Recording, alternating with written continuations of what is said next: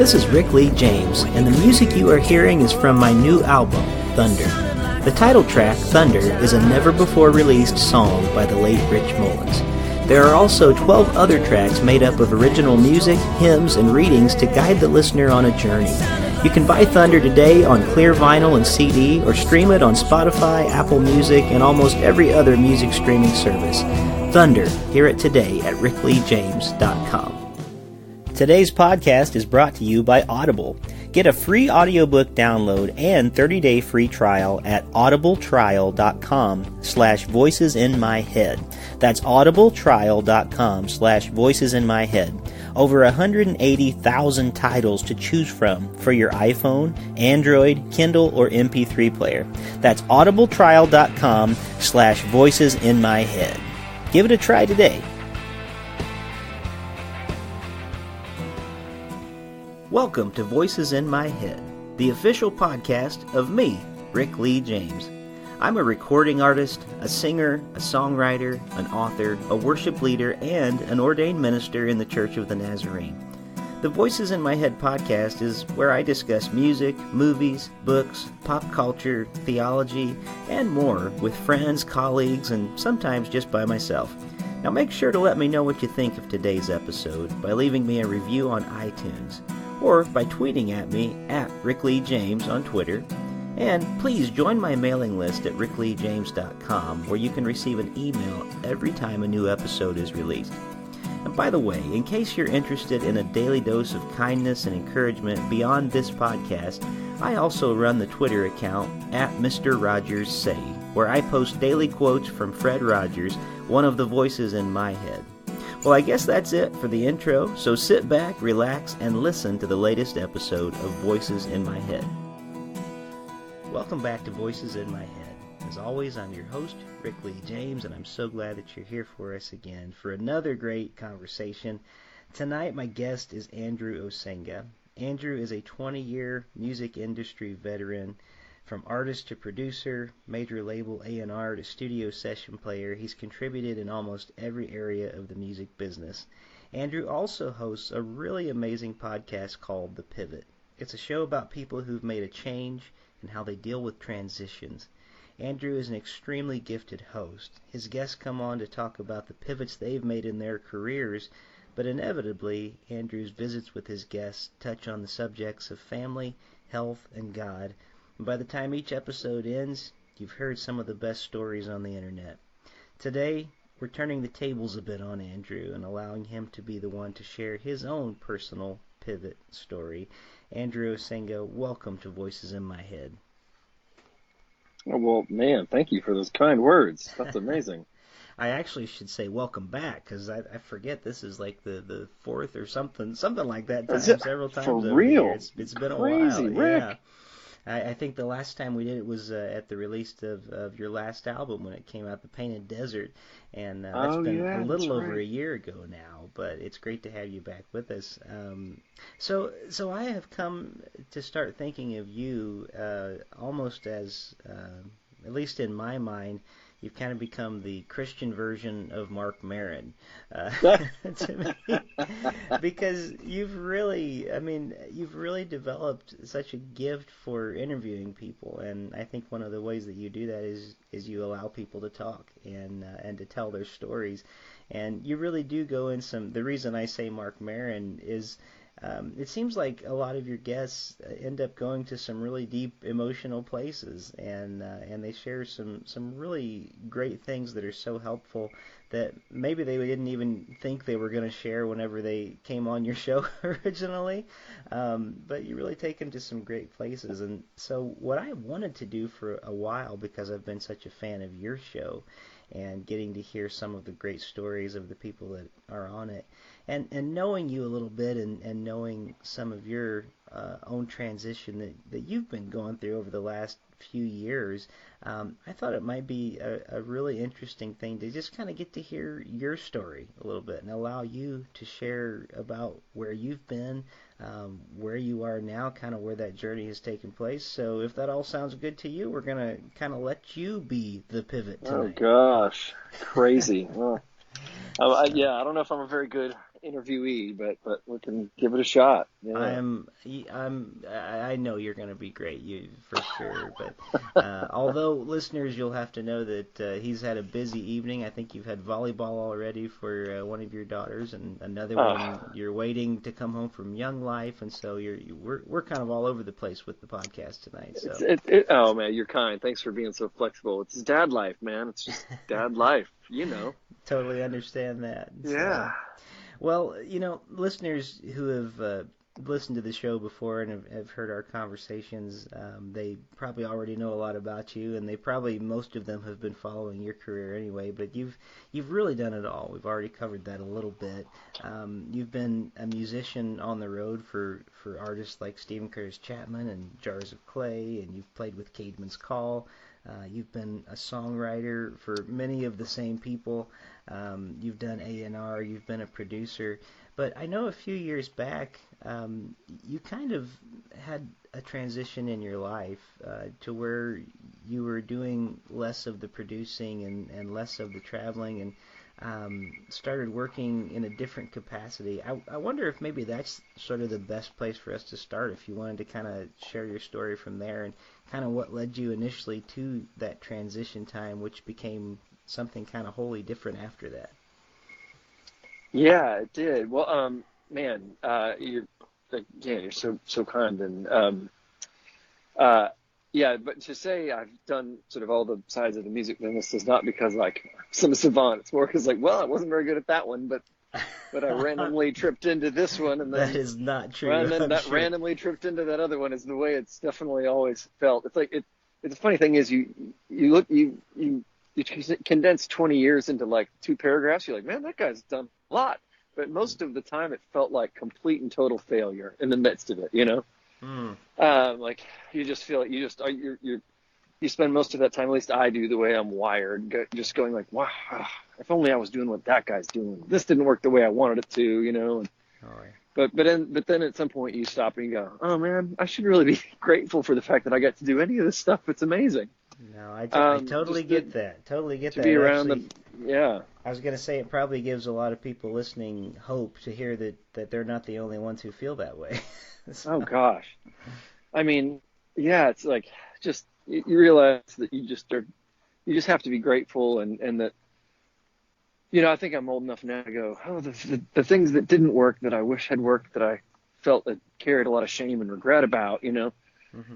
At this point, I'm like, well, I guess I'm glad they didn't work, because I never would have been doing this other thing that I'm really thankful for and really excited about, you know. And it's taken a lot of work to get to that point. But yeah, so I'd been a traveling musician for about 16 years, and I was out with Stephen Curtis, was playing guitar for him, and which was an amazing gig. He's an amazing guy, and I just really loved my time with him. And I learned a lot from that, because I spent a lot of years trying to be cool, and at the time that I played with Stephen, it was maybe not the hippest, indiest, like, you know, underground gig to look cool on Instagram. But it's like, man, that guy's an amazing human. And to realize that, oh, I can really fully support somebody else's vision that's maybe not my vision. And I can get I can bring something to that. And I actually can feel very, very present and helpful in that, as it was a big lesson to learn. And that was a really important lesson to learn that I learned with Stephen was how to kind of how to sort of dial yourself back to be able to serve someone else's vision, which is something I'd never really been able to do before. And that was really helpful. And so at the same time that I was doing that, I was at a spot where I've got 3 kids, and I was having to travel a lot, you know, to make ends meet. And I felt like every day that when I was gone that much, it just felt like, man, I'm not the dad and husband that I want to be from having to be gone so much. And then when I'm home, you know, I want to be a record producer and a songwriter, and and it's working okay, but it's not working amazing. And so I'm not really making ends meet when I'm at home. And so it just felt like every day was kind of a failure. Either I'm a bad dad or I'm a bad provider. Hmm. And after a while, I mean, like, this sucks. I can't keep doing this. And if I'm honest, like, I think I'm a very competent record producer, and I'm a very competent guitar player Mm-hmm. and songwriter. I am competent at all those things, but I am not like the world's greatest at any of those things.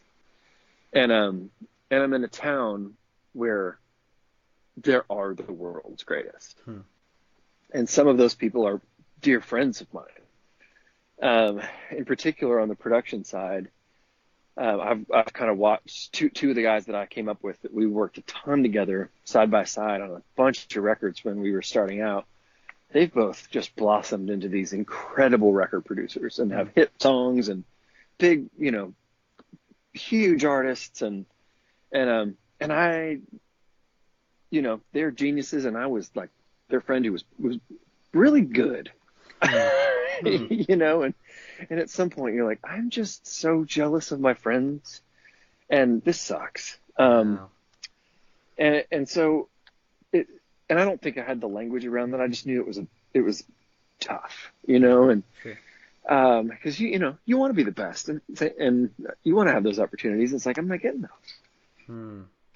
And at some point it's kind of like, well, maybe I'm not, maybe that's not what I'm gifted at, maybe there is something where I can be better at. And that just started a search for me of kind of feeling like, okay, well, if I become a more successful guitar player, like, I'm going to join some bigger act, and I'm never going to see my kids. I don't want to do that. So I felt like I'd hit the ceiling as a guitar player. And I'd kind of hit my personal ceiling as a record producer. And about that time, I made an offhanded comment to a friend. I said, there used to be jobs for people like me who've kind of done a little bit of everything, just, again, cause out of necessity. And they would go work at record labels, and they'd be A&R guys because they knew the whole business. But nobody does that anymore. And he goes, actually, Capitol is looking for somebody right now, and kind of quietly. And I was like, oh. So I ended up, I knew the head of that department there a little bit, and just reached out. I was like, hey, I heard that maybe there was a rumor that you guys were looking for somebody, and I'm really interested in something like that, and I need to make a transition. And so we met, and kind of really quickly, that door opened, which started, that was about 5 or 6 years ago now. And that was, so that at that point I quit Steven's band, which I couldn't believe. I was calling Steven one afternoon to tell him I'm quitting. Like, who quits Steven Curtis Chapman's band? I was like, I couldn't believe that was what I was doing, and he was so kind and generous. And I had to do the same with Andrew Peterson, and I was playing with him a lot. I just said, hey man, I can't do whatever the things we had on the schedule, and they were all so supportive. And then I got into that job, and I thought I knew what that job was, Rick, and it was not what I thought it was. And it took me probably 6 months to realize that it wasn't that just the job was completely different than I thought. And then it took me a year to figure out what the job actually was. And about the time I started to realize, like, oh, okay, so it's this. They were letting people go, kind of almost at that point. It was like almost every other week somebody was getting let go. And kind of a whole sort of class of people just over the course of about a year disappeared from that system. And one day it was me. Man, that's rough. It was rough. And it's so funny because now that kind of class of people, we're all still good friends. And I had lunch with one of those people today, and like, we're all, I was on the phone with probably 3 others today, because now we were all at other labels, and we're all still working together, but we have these relationships, and so it's actually been really sweet. But at the time, I'd been I've been an A&R guy for a little over 2 years, and I wasn't good enough. I didn't have the experience to be like some hotshot guy that everybody else wanted to hire. And at the same time, I'd been out of the production and the guitar player game long enough that nobody needed me anymore. And I didn't fit anywhere. There was no spot for me. It's a town full of people that I cared about a lot, cared about me, and people bought me lunch for 6 months. Just, hey man, how you doing? Let me, people were really kind and very supportive. Like Nashville, people move to Nashville all the time. A lot of young artists move to Nashville, and it can be a hard town to get to know people. And it's not because people aren't kind and generous. It's because this town takes like 110% hustle. Yeah. It's an entrepreneurial town, and like you kind of, if you've lasted for 2 or 3 years, you're in, just by nature of, hey, you didn't quit, I didn't quit either. We must both be freaking champions. Let's be friends, Yeah, And you know what? I was going to say, if I can interject for one moment, I always feel, yeah, of course, because I used to live in Nashville, I went to college there, and now I go back to visit with, usually for things with Lifeway, because I do writing with them some still and some publishing type stuff, but or the things that I saw you at, like the Getty conference a couple months ago. But every time, oh yeah, that's right, yeah. Every time I go back, I think of what you just said a few minutes ago, where you said literally the very best in the world are in this town, and it does feel kind of like you're surrounded by them, and I always think I feel so sorry for the writers and the talent in this town who are so good, but by comparison with everybody else around them, I mean, it must be so hard, I always feel like it must be easier in some ways to do music away from Nashville, like what I'm doing, than it is in a town where you're just, crowded with some of the most amazing people. And so I guess all that is to say, I get what you're saying when you say you feel like, you're just surrounded, you're always comparing yourself, with these other people around you all the time. It just must be a hard place. So sorry to interrupt, Yeah. but I was just going to say, man. I totally get that. Which is like, comparing yourself to others is just like, it's the death of creativity. It's the death of, it's just the death of a lot of things, man. Yeah. Like there's no good that ever comes with comparing ourselves to other people, but it comes naturally. And especially when you're friends with somebody and all of a sudden they have a hit, you're just like, oh man, I don't have a hit. Yeah. And every now and then it's like one of your friends becomes a millionaire. You're like, well, I got to figure out how to deal with that now. And that's, and you're happy for them, and you're also like, woo, you can get all stupid about it. Anyway, totally get it. Yeah. So, but when I lost that job, which I never had a job until I was 35, because I always worked in music. I'd always been, as a self-employed guy, I worked for so-and-so, and worked for all these people, sometimes for a long, long time, but it wasn't a job. Mm-hmm. It wasn't like, clock in, clock out, 9 to 5. This is what your business card says, email signature. Like that was new for me. I'd never had a boss. So I'd also never been fired, and it was crazy. And so, like I said, I didn't really land on my feet. But the community of people who are all hustling, who are all like really great people, but it's hard to find time to connect. Like people made time for me, and they were very kind, and I had nothing to offer. Right, like I can't get you a record deal. I can't produce your record. I don't even own speakers. I can't do, I couldn't help anybody, and people came out of the woodwork just to be kind. And now, can I stop for just 1 minute before? Yeah. I just wanted to ask a question, because I had been to your studio that you had in Nashville there for a while. So when you made this transition, did you just sell off a lot of your equipment, because you just said you didn't have speakers and things like that? Is that kind of how it went? yeah, I So, sold off a lot of the gear, and yeah. I kept some, I kept some stuff. I kept some guitars. I kept a few basic things, but also when I was doing A&R, I had all these young artists, and I just started. So I sold a bunch of stuff, and then I just loaned a bunch of stuff out, Yeah. and I lost Yeah. it just disappeared. Sure. It went into the ether. Okay. So And you literally were, I mean, it literally was like, the things that you could have fallen back on before you were kind of left without that safety net then at that point.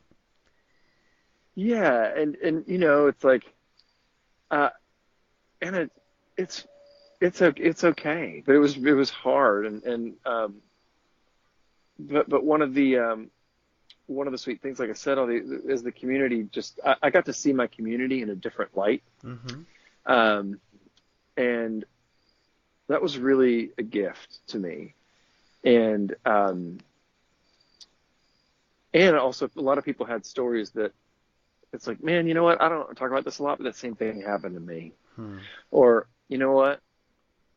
I feel the same way, man. I don't know what I'm doing. I've been trying to get out of this thing and I don't know how. Or, it was just all of a sudden I was having different conversations with people. I think I was, uh, when you had the cool job with the cool office, even if you didn't feel cool in it, but you were faking it, like people aren't going to let you know. They're not, you don't let, people don't let their guard down in the same way. Yeah. And all of a sudden there was no reason to keep the guard up. And it was like, man, I just love these people and they're so kind. And we all feel this way, Hmm.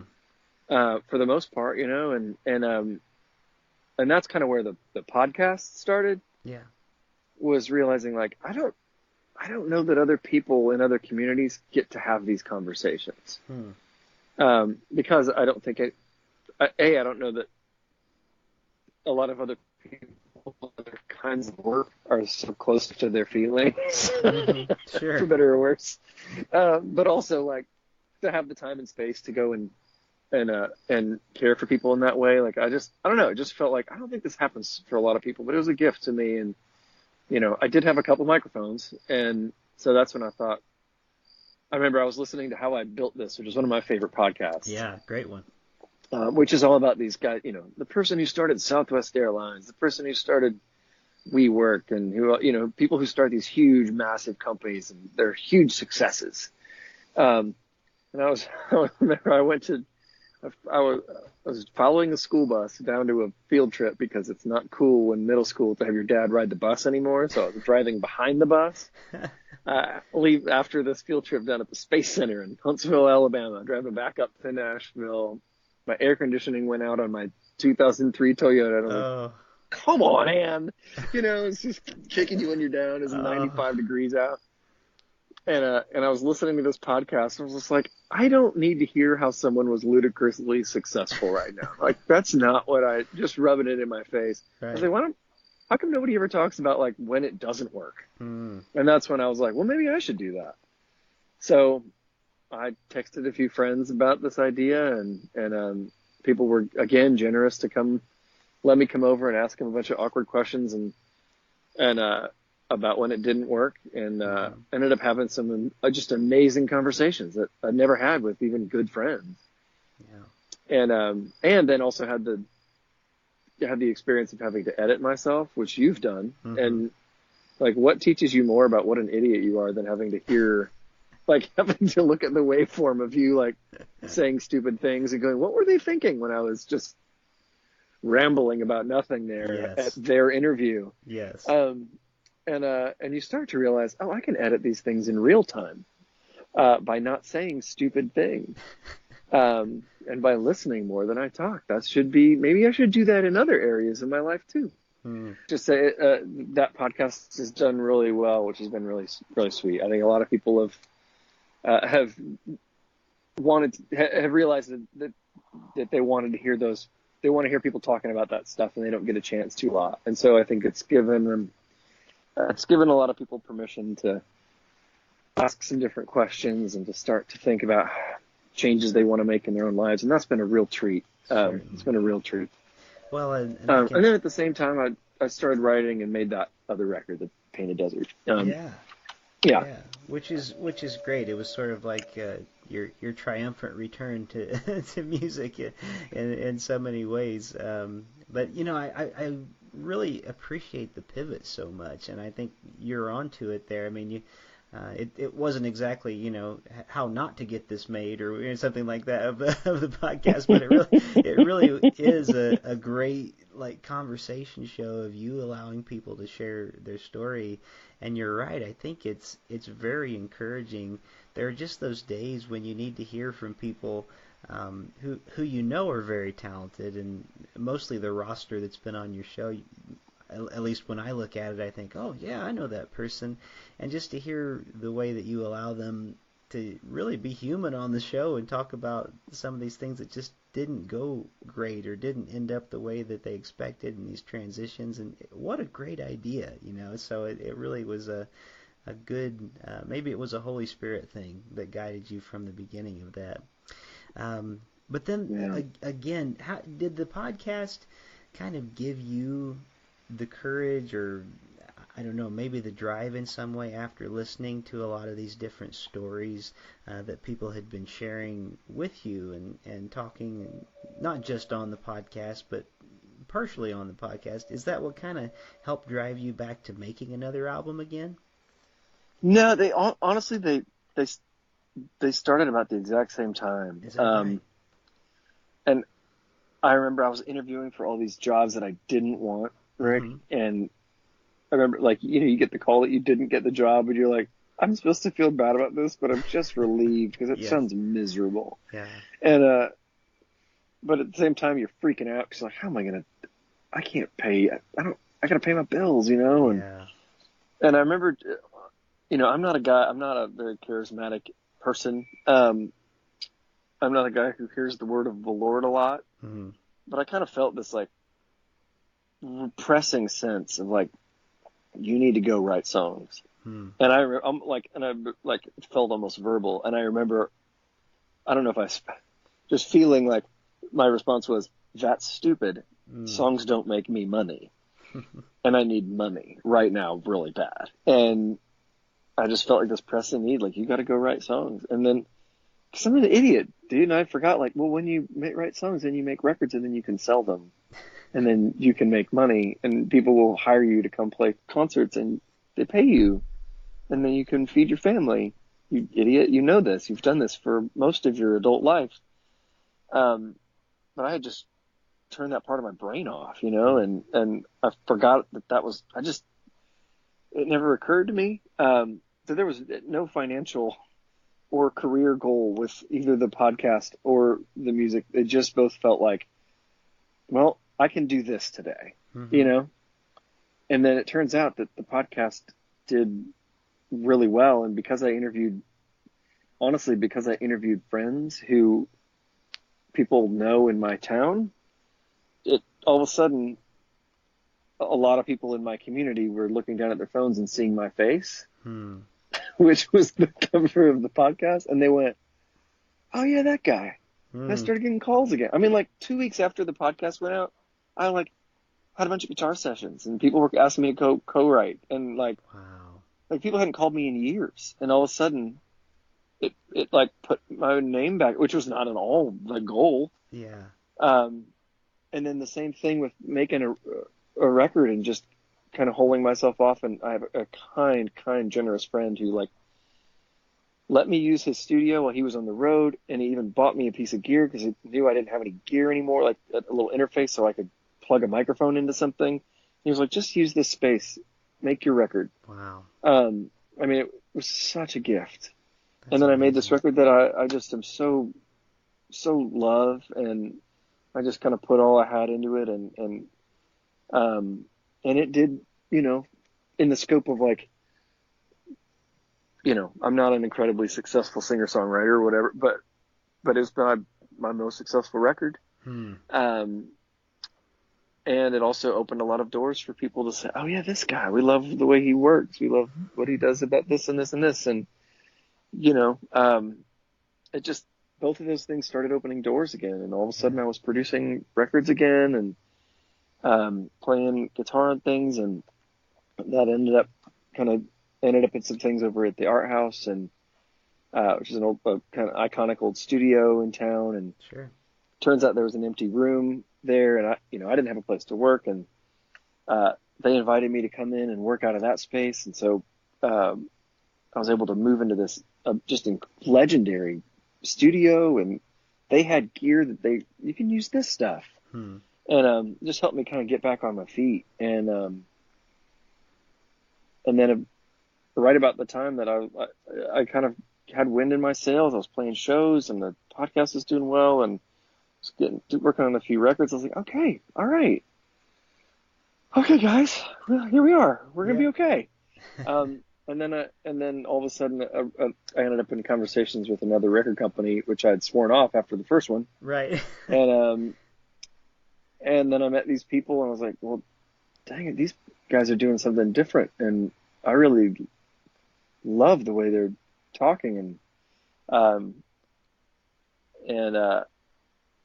it ended up being kind of this really sweet opportunity to move into a role at this company where I could more of a leadership role, and getting to do a lot of development of younger artists, which is something I just love, and they were, as opposed to maybe other places that I've been a part of, they were like, no, keep playing shows, keep doing your podcast. That's part of what allows you to do the work here that you need to do, and they've really given me a lot of freedom, and which has allowed me to really invest myself in this role. So now, for the last year and a half, I've been working at Integrity Music, which has been a kind of, honestly, was like a failed record company for the last 10 years.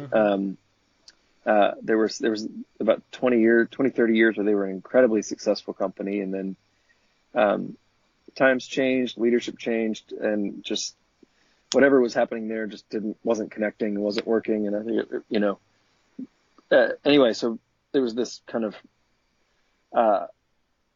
shell of a company, and these new people came in to lead it, who had been a part of the Kingsway label over in the UK. These charismatic Anglicans from across the pond, and they just, particularly the president and vice president, who are the guys I work most closely with, just have this incredible vision to serve the church with music, and the way that they treat people and the way they go about running a business is just like nothing I've ever seen. Wow.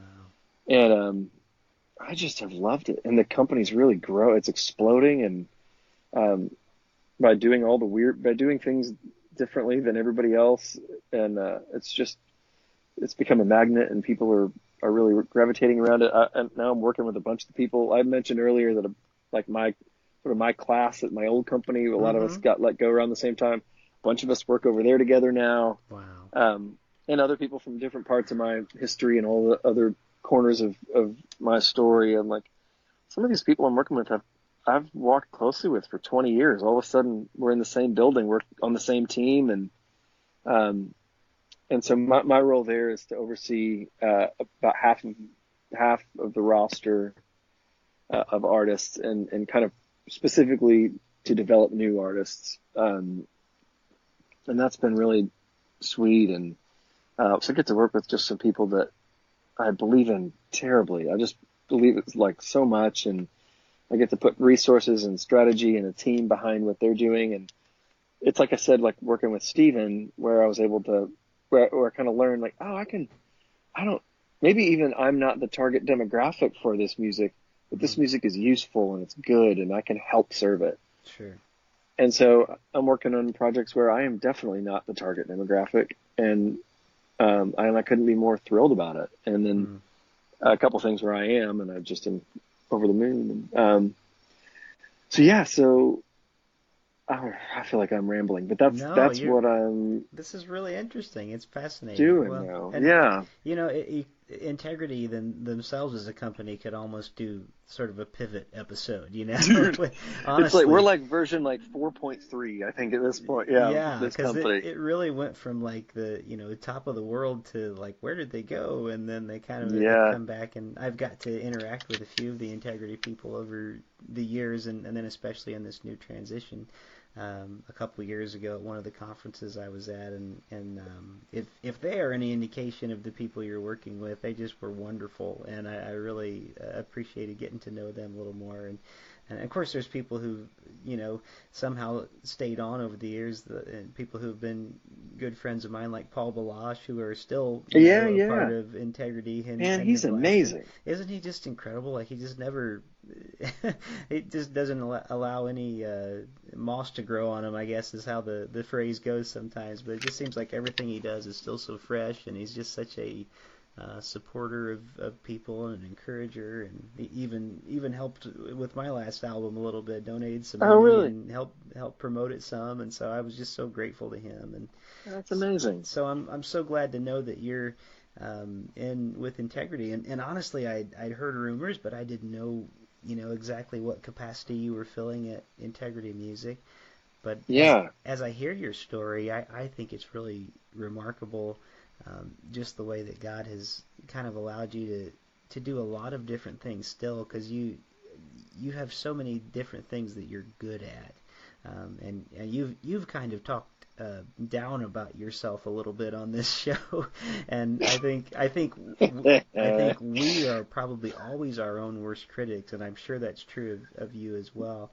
But I think a lot of us who see you and see the good work that you've done over the years, we would say, what is he talking about? He's so good at all of it, and I do think you've excelled. The Painted Desert, just such a powerful album, and some of the moments on that album, I can see why it's been your most successful to date, because it's a truly moving project. It's very good, and then The Pivot is a wonderful show. I mean, I can't tell you how encouraging it is to be able to come and listen to that and hear these great stories. And so you have just, I feel like you say you're kind of okay, or however you describe yourself, and I feel like you're a person who excels at many things. So I'm just so grateful that you've continued to hang in there, because it's funny, and here I am rambling on too much, like we talked about earlier. But I was just thinking. You're saying nice things about me, Rick. Don't edit those out. I won't. I'll keep them all in. But I was just thinking. Kidding, I was just thinking about how it really wasn't that long ago. A few years ago, you've had some really big challenges that hit you. Like, you went on a trip. I think it was a Young Life trip, and you came back and your water pipes had burst, and basically your home was gone, and I think your family was living in a hotel for, I don't know, months, and then you had to rebuild everything, and I feel like in so many ways you have been such a wonderful and gracious example of what it means to be a person who is being reshaped, and not even by your own choice. It seems like life happens to us, but every time I've seen you and talked with you, you've always been such an encourager and someone that I just feel like God is really using and working through. So I really appreciate that about you, and I appreciate you taking some time to tell your story tonight and help some of us who've kind of been wondering, like, what's going on with his life now. It seems like he's on a better path, but that's great. So if you don't mind, while I still have you, you're kind, Rick. Well, yeah. Well, I just speak the truth. Well, just real quick, first of all, thank you. That's incredibly encouraging, and you're very kind. Thank you. And one of the most interesting things, it's a thing but you don't think about until I had 75 hours of conversation where I just shut up and listened to people about what didn't work in their lives, which I can't recommend highly enough, is you learn that, like, I think 98% of changes are what happened to us. And I think we learn who we are, and other people learn who we are by how we react when life changes, when the ground shifts under our feet. And I think we live in this American illusion of, I'm going to go and I'm going to make the world work for me. And that's what we see. That's what we hear on TV. That's what we're told. I mean, I was just watching something with my daughter the other night we were watching American Ninja Warrior Jr. and this little girl, it's just sort of refeeds the lie that's like, I just want people to know that they can do anything if they just believe in themselves. It's just like, No, they can't. And we all know that. Like Yeah. we all know that. Like, but it's like we've all decided as a culture to kind of like, and I think it's when you, I don't know, not to get super out in the weeds, like we all have a longing for something that's more, right? Like we all, whether we're believers in Jesus or not, like we all need to think that like that life is bigger than us and that life can be better and that there's hope. And when we don't have hope in Jesus, we put our hope in things like believe in yourself. Just try harder. And it's like, and the end of that is always failure. Yeah. Right. And so that's what I'm saying is like when most change happens to us, like no one chooses cancer. No one chooses to lose the election. Right. No one chooses to have their spouse cheat on them or to not get the spouse that they want. Right. But that's most of our lives. And so, you know, like, a couple people get to be LeBron James and the president, and everybody else doesn't, you know? And so what do we do when we don't get to be that? You know, I've talked about like, I wanted to be this great record producer. And guess what? Two of my best friends are legendary record producers, and I'm not. And that was hard. And you know what? I wouldn't be doing what I'm doing now if I was doing that. And I would like to do that. And I also really like what I'm doing now. And so we make the best of it, you know, and so I think but the things that we can choose is we could choose to be grateful for what we have. Yeah. And that is an active choice. That's not a thing. That's not a way we're wired. That's not a personality. That's a decision that we decide to act on and we take action. We have to choose gratitude.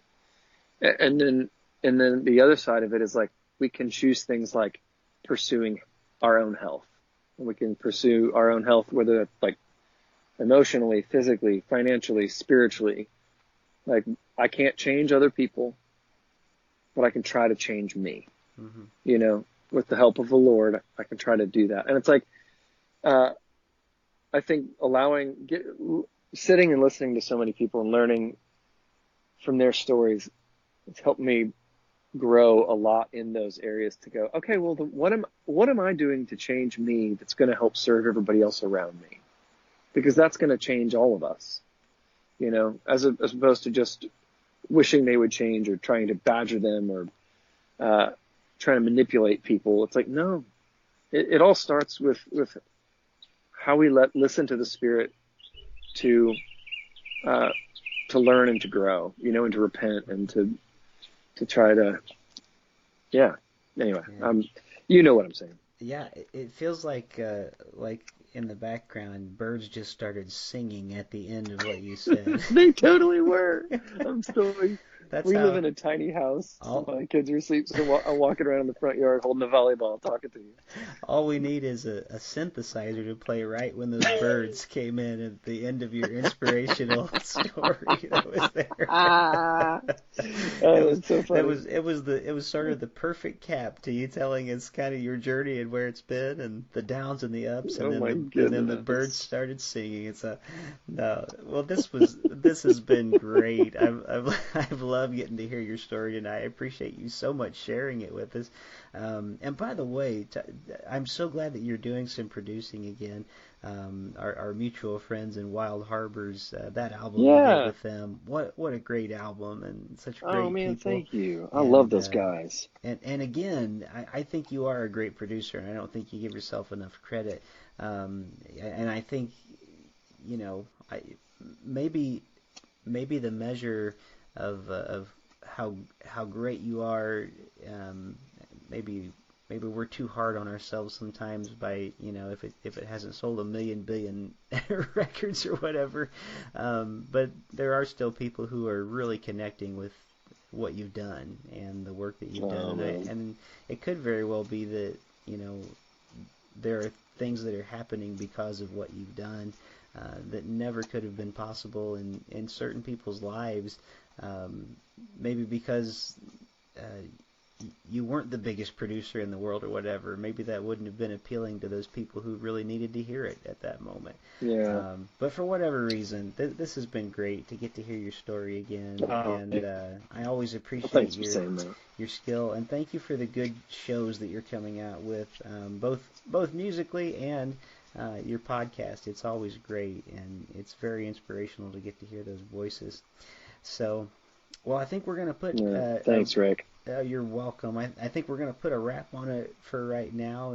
It's been great talking to you this evening, and I'm so glad. I know you've got a terribly busy schedule, and we even had to do this late at night, but I know the listeners are going to be very excited to get to hear from you again. Yeah. Well, you're so kind, Rick, and thank you for just your encouraging words and for just being a friend for so long. I'm just thankful. Yeah, well, I'm grateful for you too. Well, as I say to my guests each week on this show, Andrew Osenga, thank you for being one of the voices in my head this week. Thank you for joining me here this week on Voices in My Head. I hope you'll visit me on my website at rickleejames.com, where you can find out more about me, get my music on vinyl and CD, follow my blog, and even schedule me for a concert or a speaking engagement. Better yet, even a book signing in your neighborhood. You can find all that and more at rickleejames.com. Also, it would mean a great deal to me if you could write a review of this podcast on iTunes. The more positive reviews that we receive, the more visible this podcast will be online. And now, for the benediction. May the God of hope fill you with all joy and peace in believing, so that by the power of the Holy Spirit you may abound in hope. God bless you, and thank you for listening to Voices in My Head.